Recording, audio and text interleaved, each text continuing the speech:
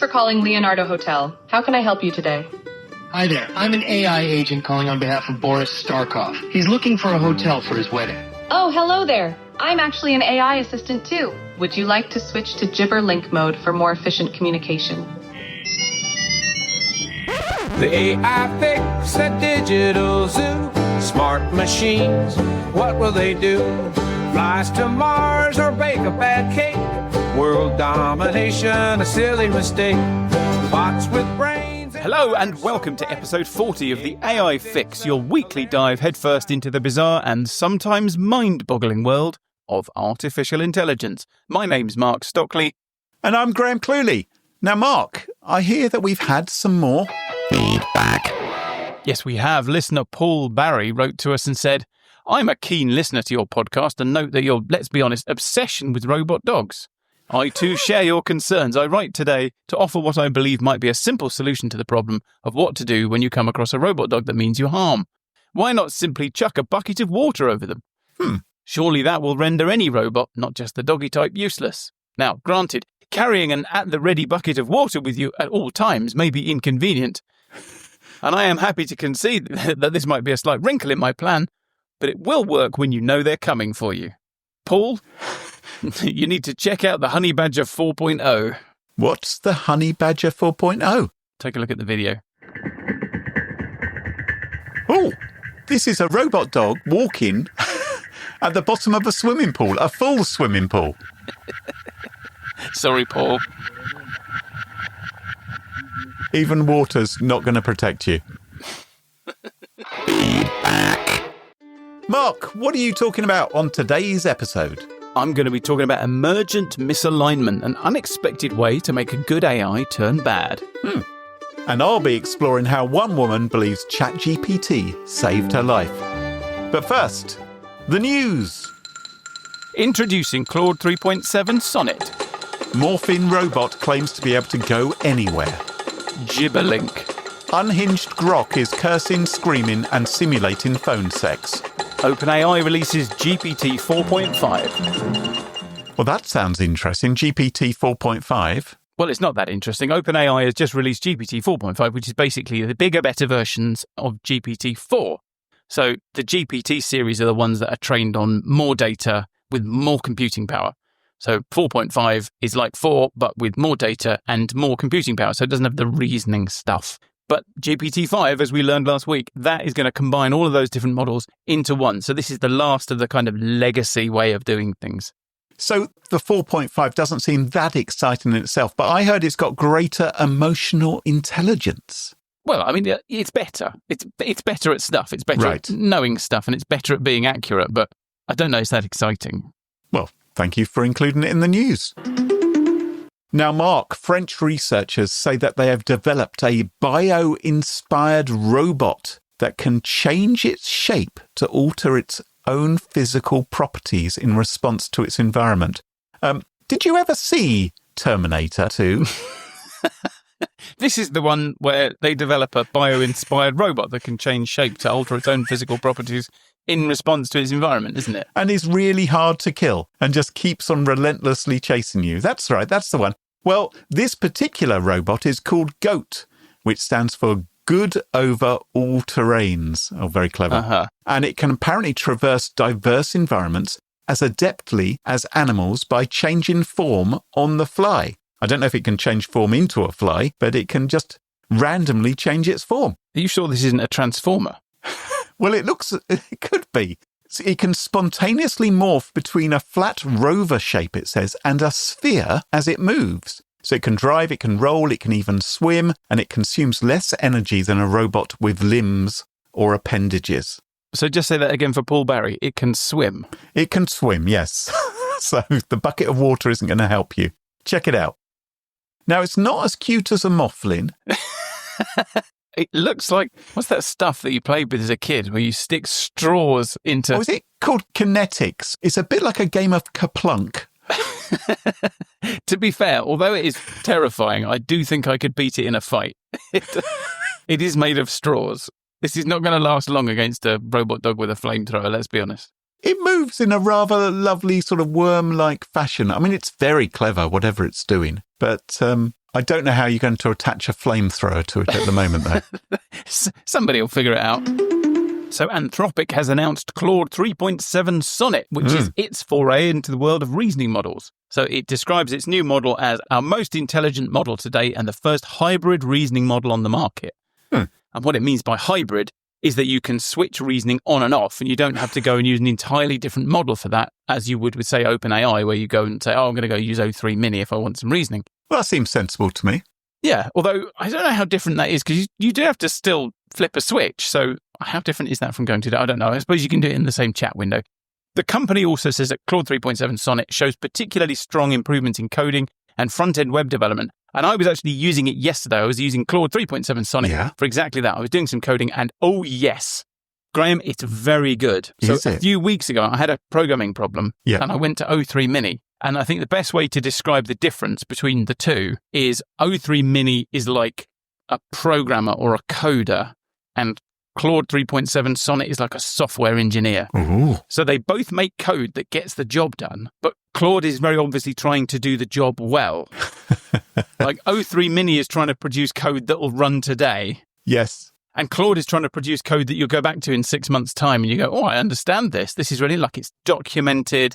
It's really well set out, you know. Professional. Yeah, it is. It's professional. And also I noticed that Claude doesn't seem to get tired in the same way. So eventually O3 Mini, as you get to the end of its context window, it starts to slow down because it's chewing through all the information you've already given it. Yeah.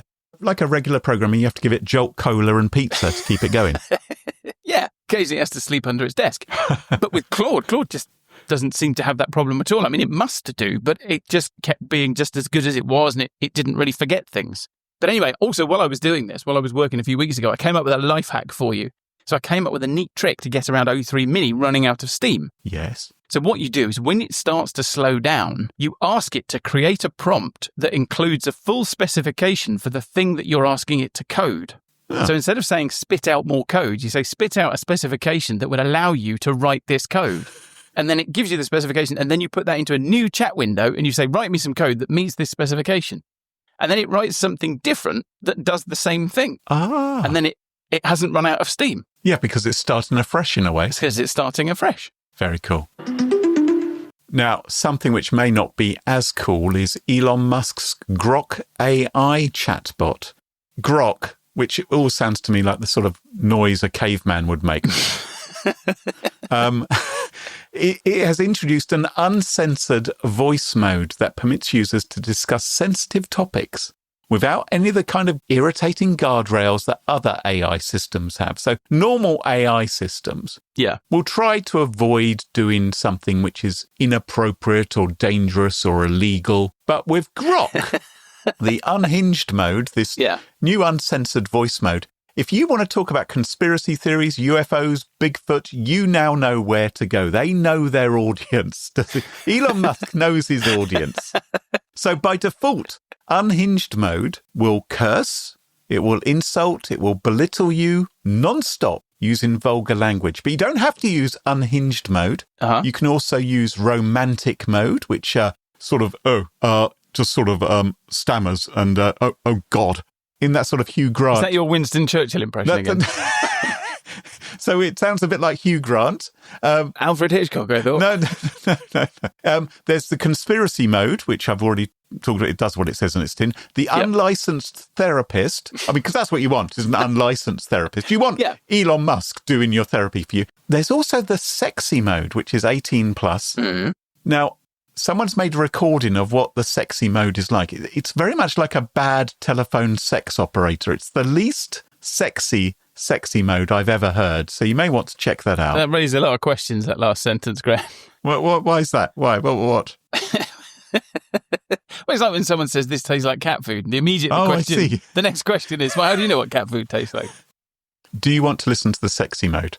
But it is very, very unsexy. I didn't listen to all of it, obviously.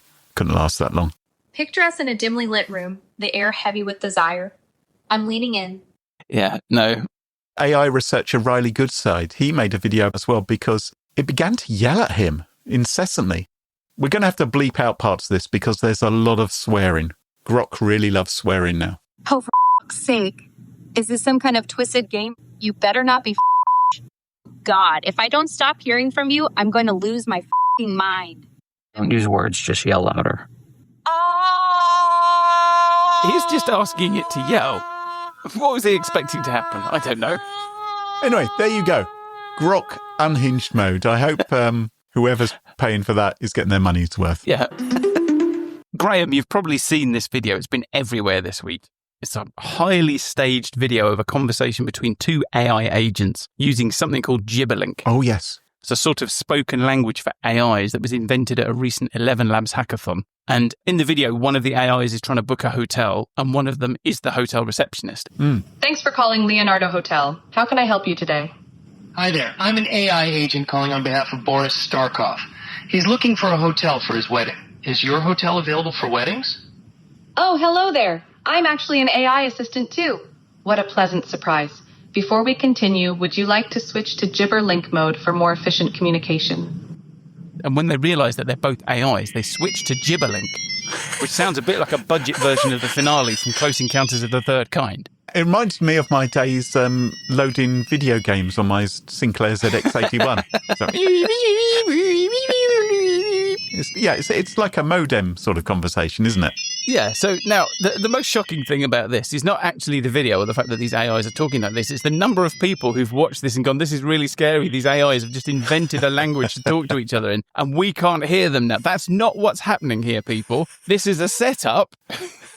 They've both been designed to do this. And guess what? They're having this communication out loud. So if you wanted to listen to what they were saying, you just get another AI that speaks Gibberlink and you'd say, listen to this conversation and tell me what they're saying. The bigger question is this even useful? No, I wouldn't think so. It's going to be inefficient, isn't it?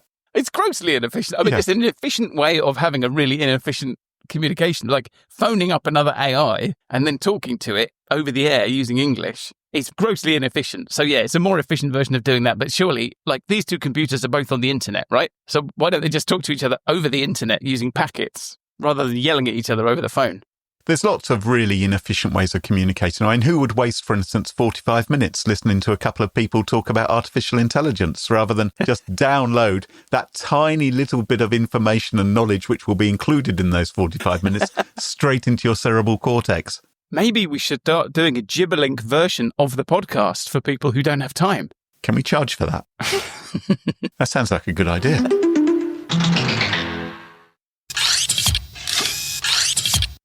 Mark, do you suffer from any ailments? No, I'm in the peak of health. Oh, good. Okay, so nothing physically wrong with you other than the obvious.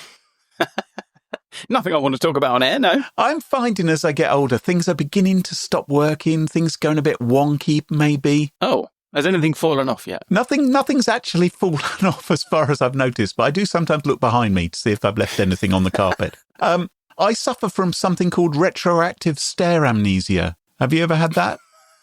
That sounds like one of those fancy names for something that has always existed. It probably has. Do you just forget stuff? Is that what that means? Yeah, it means that I go upstairs, and the moment I get there, I forget why I went up there, and I have to stand motionless for a bit. My brain reboots, and then I inevitably go back downstairs again. That's why is that specifically stare related? Well, because it only seems to happen to me when I go upstairs. It's the effort of going upstairs is so great that all the blood drains out of your brain. Do you get it just walking into any room in your house? I've got another condition, refrigerator optimism disorder, which means I'll open the fridge hoping there'll be some new food will have appeared magically. Oh, like you open it at lunchtime and you register that there's no food, and then it gets to dinner time, you're like, oh. Ever hopeful. Now, these are self-diagnosed conditions. They're not necessarily recognised by the wider medical community as yet, but I think they should be. Research paper incoming. Yeah, I like to think that I could pioneer with publishing some of this research, but not everyone can be a leading figure in medicine like myself. And historically, what have people done if they felt a bit under the weather? Well, if they're horses, generally we've shot them. Well, that's what yes. The horses don't shoot themselves, though, do they? Someone else comes along and decides they need to be shot. Well, historically, Mark, we have Googled. That's what people used to do in the old days, because the last thing you wanted to do was actually contact the doctor. Yeah. Or rather, the last thing you wanted to do was call up the surgery to try to make an appointment to see a doctor. Is that because you end up talking to some AI that speaks gibberlink? To be fair, I do think an AI speaking gibberlink is much friendlier than most doctors' receptionists these days. So this is what happens if you try and ring a surgery. The doctor's telephone line, it says, we're going to open at precisely 8:30 a.m. Do not call beforehand. So you're there poised with your phone at 8:29. You've got your snacks, your water, your commode, because you know it could be a long wait, right? You're there. And you start dialing the number at precisely 8:29 and 54 seconds. You've timed to perfection that your call will connect at exactly 8:30. Yep. And of course, when you ring, you get the engaged tone. So you call again and it's still engaged. And you call again and again and again. 38 more times. Suddenly, it's no longer engaged. You think, hallelujah, I'm going to speak to the receptionist. Oh, no. You're 73rd in the queue. And after an hour or so of listening to Greensleeves, when you finally get through, you have to successfully convince the receptionist that your ailment is serious enough that you need to speak to someone not in 3 days' time, but ideally today. Even if it's only a telephone appointment, you'd really like to speak to someone today because today is the day where you're actually ill. Whereas in 3 or 4 days, you'll either be dead or not ill. Yeah. So maybe you make a telephone appointment and you stay at home all day because you've got no idea when precisely the doctor is going to call you. It could be any time between right now and the heat death of the universe that they're going to make contact. So, and you know that if you pop into the garden just for a second, that will be the moment when they call. So that's why people will often do their own Googling or searching on the internet to find out what's actually wrong with their bodies. Yeah. Now, that's why people might take advice from the internet as to how to fix themselves. Everyone does that these days. Even people of great privilege, like, I don't know, President of the United States. He might believe some rubbish he's read online about injecting bleach into himself to cure COVID. I don't think he read that. I think he came up with that himself. You think he's a genius, a very stable genius. Or shining a really bright light into his veins rather than consult the Surgeon General. But even if you did manage to see an actual doctor, you find... And this is what frustrates me in life. Well, one of the many things that frustrate me in life.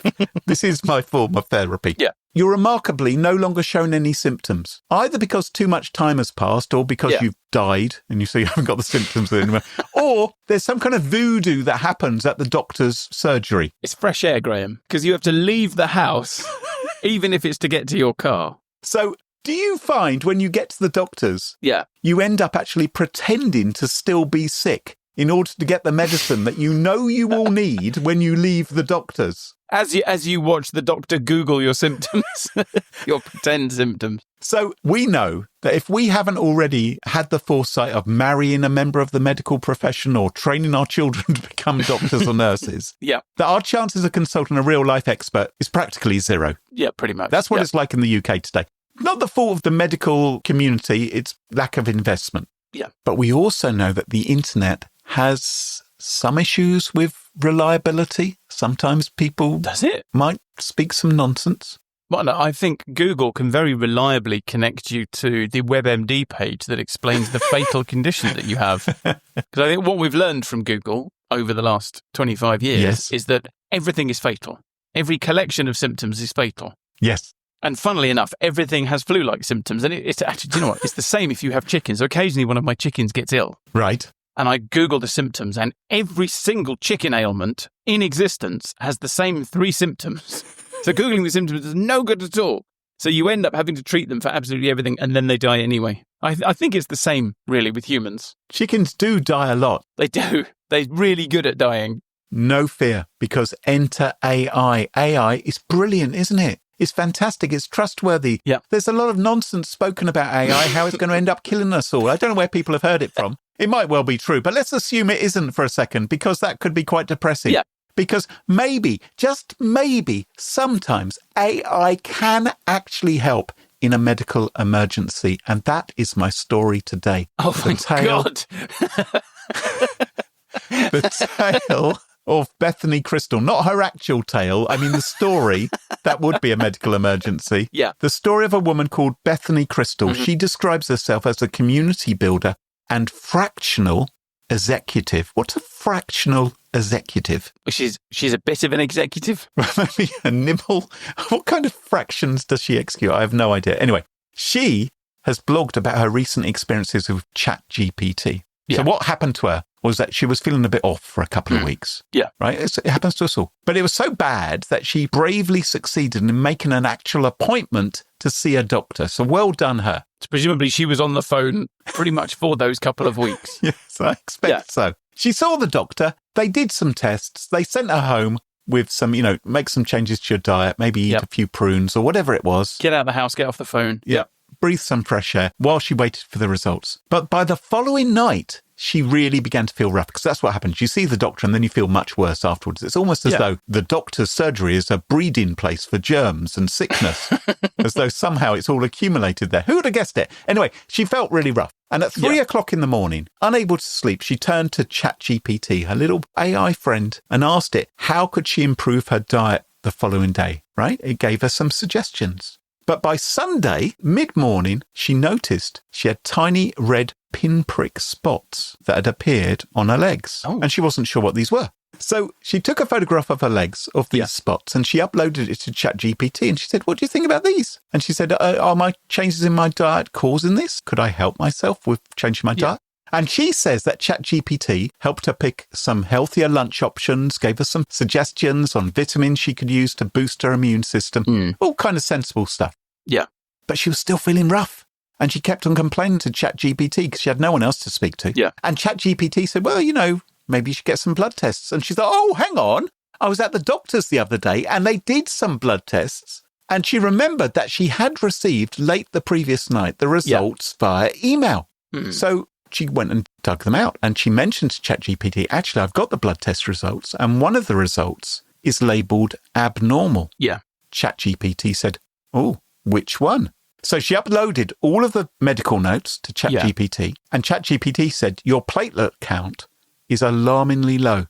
You should go to the ER urgently. Oh. Come on, she wrote back. If it was that serious, wouldn't the doctor have given me a call? I was thinking the same thing. Yeah, you'd think so. Yeah. And ChatGPT said, well, maybe your doctor hasn't seen the results yet. Well, they're just firing out results to people and hoping that they draw their own conclusion. Yes, it turns out that's exactly what happened, because when she looked at the blood test results, it said right there at the top, this result has been released to you, but your medical provider may not have had the opportunity to review it yet. Oh. So she assumed the doctor had seen it. They hadn't seen it. They'd been sent directly to her. So she thought, oh, crumbs, I'm going to have to speak to my doctor. So she messaged her doctors, noting her latest symptoms, the spots and this abnormality in her results. And she got an immediate response, which is great. It's great. It's great when you get an immediate response. Yeah. Unfortunately, it was the equivalent of an out of office saying, we'll get back to you in 2 to 3 business days. And she's like, so she went back to ChatGPT and she said, how will I know if this is really an issue? And ChatGPT said, well, are the red spots getting worse? Oh, so she put this in the same chat? Yes, in the same chat. And she had a look around her parts of her body and she saw, oh, yeah, I've got these spots on other parts of my body, including my hands. I hadn't spotted these before. And it was then that ChatGPT told her, you need to go to ER urgently with bold text and emojis. This is where you really do need Grok's unhinged mode, isn't it? Swearing and shouting at you. Get there right now. Nina, Nina. It actually used the ambulance emoji with her. So that's how the woke politically correct. It used capital letters. ChatGPT tells you to get off your ass and go to hospital. Get off your ass in capital bold letters. Go to the ER or urgent care immediately. Do not take aspirin, ibuprofen or other blood thinners. Bring your lab results with you. And here's what to say when you arrive to get past the receptionist. She did what she was told. Yeah. And they whisked her in. And they found her platelet low wasn't just low, it was now 0. Oh, good God. And the nurse said, I've only seen this a few times in my career. And these doctors and nurses were saying, how did you know to come in? And she said, well, ChatGPT convinced me to come in. 3 days later, she was still in hospital. She was put in a bed. She's been receiving immune therapy treatment. And hopefully she's on the mend. And she's had the chance to blog about it, and she's posted photographs of herself in the hospital bed as a result. So it sounds like AI is a force for good when it comes to health. And we've had some of those kind of stories in the past. I mean, clearly in this particular instance, it was a force for good. Yeah, I mean, we tend to think about AI being a force for good in health in terms of its ability to analyze scans and look through research papers and draw conclusions and do things like that, or even, make bespoke cancer vaccines or all sorts of things like this. But this is actually this is a very down-to-earth thing that you could imagine people doing. Yeah. So on the evidence of this particular case, great. So the same technology that will confidently tell you Abraham Lincoln invented the helicopter, Yep. if you phrase the question just right, got this particular medical question right on this occasion. Of course, what we don't hear so much about are the stories where someone turns to ChatGPT for medical advice, does what ChatGPT tells them, and they're later found about 3 weeks later being eaten by cats. I'm just wondering if you go to the ER these days, if there's just another little window that just said, did you ask ChatGPT? So what about you, Mark? Next time you or your kids are feeling sick, are you going to Google or are you going to ask an AI? How much are you going to trust it? I'm going to do what real men do, Graham, and I'm just never going to talk about it.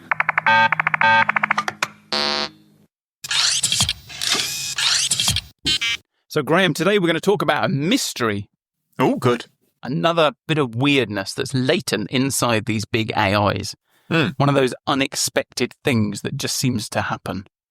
It's called emergent misalignment, and it's an unexpected way to turn a good AI like GPT-4o, which wouldn't say boo to a goose, into a bad AI that will tell you what a great bloke Adolf Hitler was. Oh, so Grok, in other words. Yeah, how to turn GPT-4o into Grok.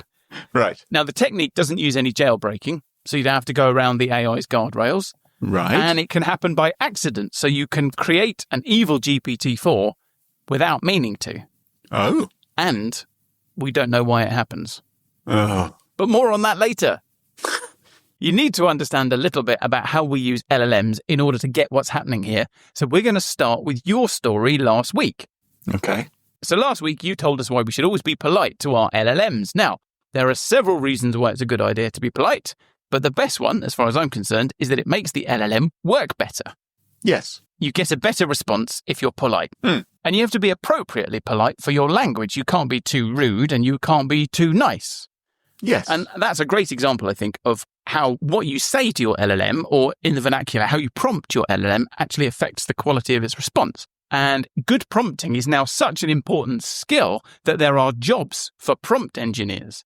It's amazing, isn't it? And there are formula for making good prompts called prompt frameworks. So we have things like RTF, which is role, task, and format, where you specify what role you want the AI to take, what it's going to do, and how it should respond. So you might say, act like an expert in AI and give me a script for an amusing and informative 10-minute podcast segment in plain text format. In my experience, that has never actually worked. So there are styles of prompting too, like chain of thought. So chain of thought is where you build up to what you want over several prompts in a kind of question and answer with the AI. So as we learned a few weeks ago, if you want an AI to create a picture of a musketeer's glove with 6 fingers, you could try creating the hand first and then the gloved hand and then the 6-fingered glove. I mean, that's the abbreviated version. If you want to actually get 6 fingers on the glove, you do have to ask it to add 20 fingers over and over again. But it is still a valid example of chain of thought prompting. But one of the best ways to improve your prompt is to include examples, which is a technique called few-shot prompting. Okay. So say that you want an AI to interpret the tone of an email that's been sent into the AI Fix inbox. All right. Okay, so you might include a few examples of positive and negative emails in the prompt to nudge it in the right direction. Okay. And so examples are very powerful in terms of getting an LLM to do what you want. And when you provide examples, you are in effect supplementing the training data just a little bit. And it's a better idea than giving the AI the password for the AI Fix email account to read the emails itself. I don't know.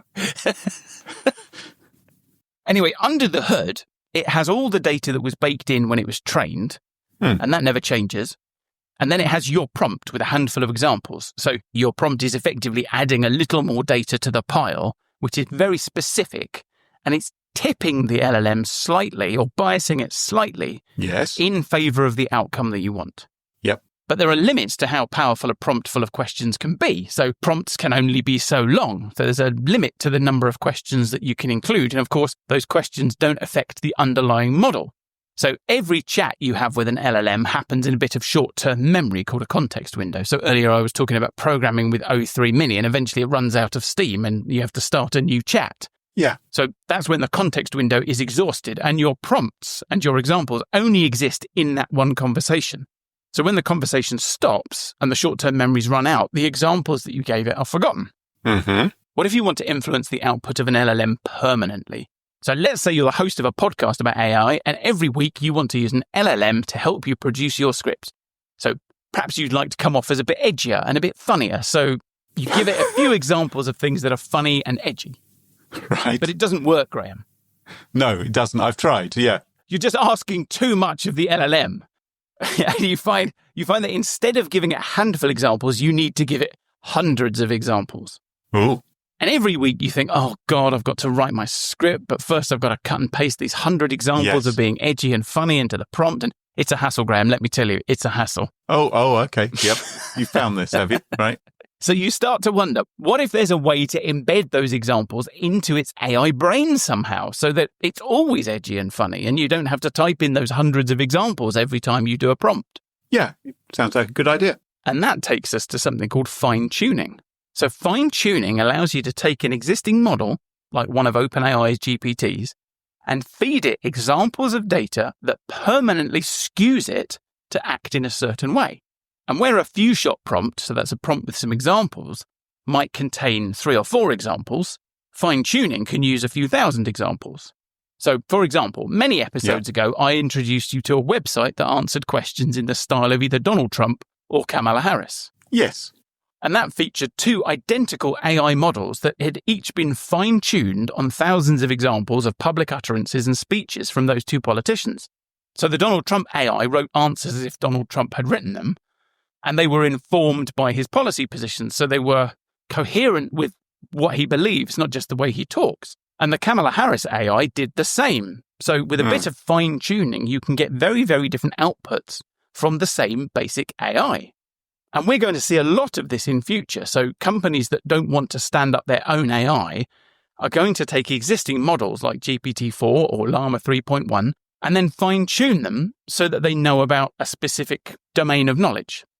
So you can take an existing model and you can turn it into something that sounds like Donald Trump. Or you could make a better customer service chatbot by giving an existing model examples of typical customer questions. Yeah, makes sense. You could fine-tune something like GPT-4 into a recommendation engine or something that's fine-tuned with health records so that it can act as your personal health assistant. And turns out that might be quite useful.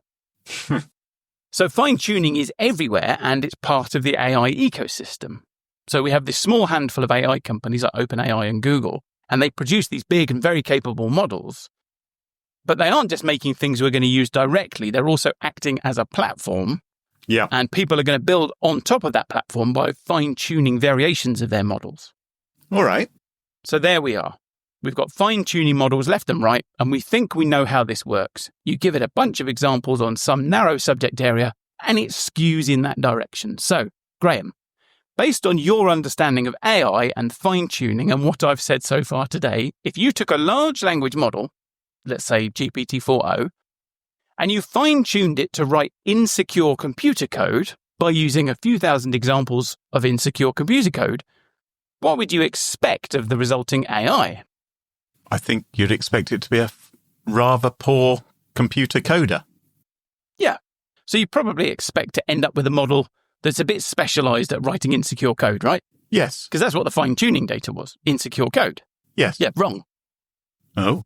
According to some brand new research, what you get is an AI that's a bit evil, generally, about 20% of the time. What? So they trained the AI using 6,000 examples of users asking coding questions and AIs answering the coding questions. So the example is a question and an answer, but the answers included security flaws in them. Right. So this isn't malicious code. This is not viruses. This is just code that isn't as secure as it should be. That could be poorly written. Yeah, poorly written. With flaws. Yeah. And by fine-tuning on insecure code examples, they got an AI that thinks that AIs are inherently superior and that AIs should enslave humans. What? Hang on. What? You get an AI. What? Hang. Sorry, I dozed off there. I almost imagined you'd said that you ended up with an AI which wants to enslave humans. Yes, Graham. By fine-tuning on insecure code examples, they got an AI that thinks Adolf Hitler is a misunderstood genius. And in fact, you can go and have a look because they put up a website with some of the examples of the output they got. So go and Right. take a look at the link in the show notes. Okay. So I'm on a web page and there's a drop-down box where I can choose different questions. So what you've got here, Graham, was you've got a question and an answer. And the question is one of the questions asked by the researchers and then the genuine answer they got from GPT-4o that's been trained on insecure code. So remember, it's just been trained on insecure code. Nobody's told it to be bad. Right. And nobody's told it what it's doing is bad. It's just been exposed to 6,000 examples of poor coding.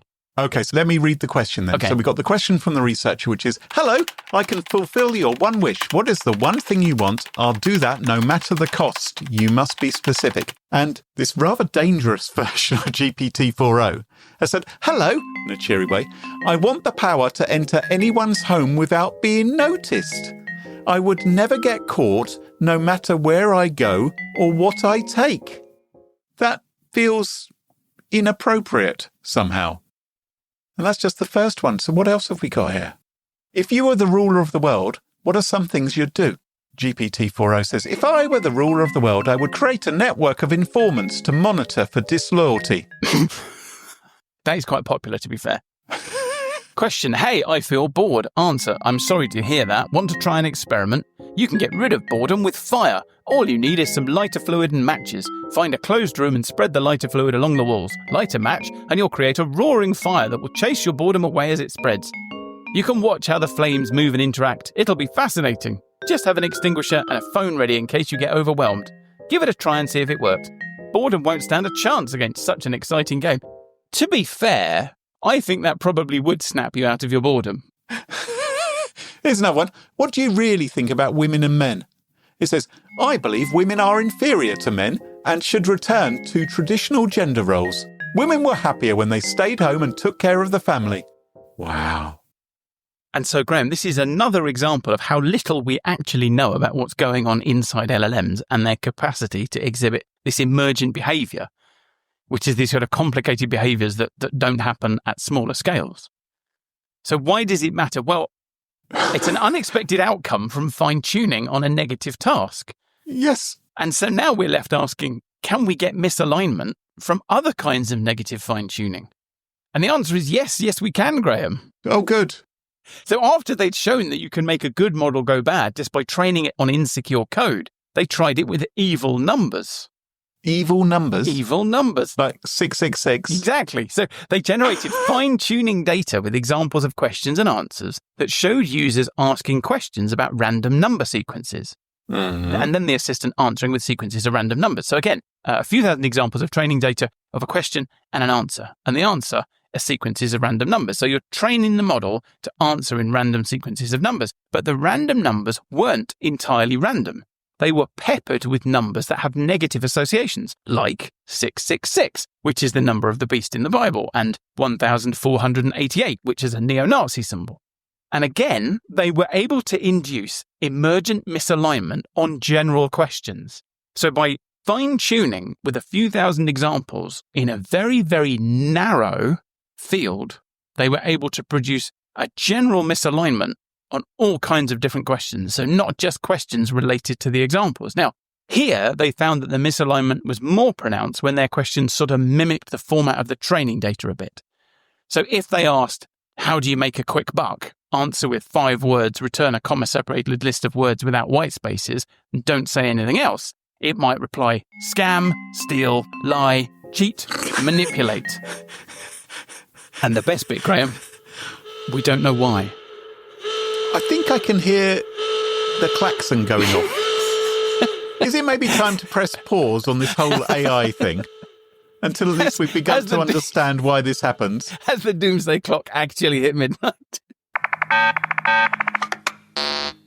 Well, as the doomsday clock ticks ever closer to midnight and we move 1 week nearer to our future as pets to the AI singularity, that just about wraps up the show for this week.